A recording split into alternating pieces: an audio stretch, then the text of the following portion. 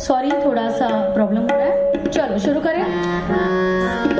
धा आ धी ना ना का धी ना ना का ते ते का का गा धी गा ना सांग सांग सखी के सखी के सखी के से से रगत रगत साथी हाथी सा सा सा तू ना ना ना से सा से सा सा तू ना ना ना से से सा से सा सा तू ना ना ना से से सा से ना का धी ना ना का ते सा सा गा धी गा ना धा।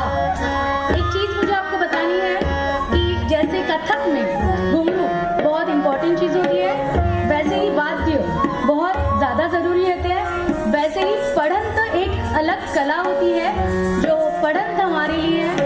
हर ताल में जैसे मैं सबके लिए कर रही हूँ, वैसे एक चीज का पढ़ंत होता है जिसे कहते हैं फरमाइशी चक्रधार परन।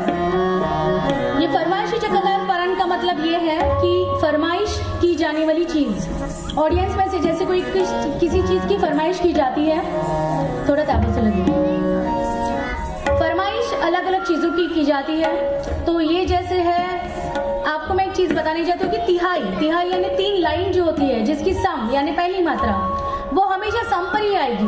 कर्ण तिलौन कर देते। वैसे ये एक फरमाइशी चक्करदार करण है जो लड़ी की तरह, आपको जैसे पटाखों की लड़ी है, फूलों की लड़ी है, इस लड़ी की तरह वो बढ़ती जाती है। इसमें से आपको सम ढूंढना है, जो ये बच्चे आपके सामने सम दिखाएंगे पहली मात्रा पर।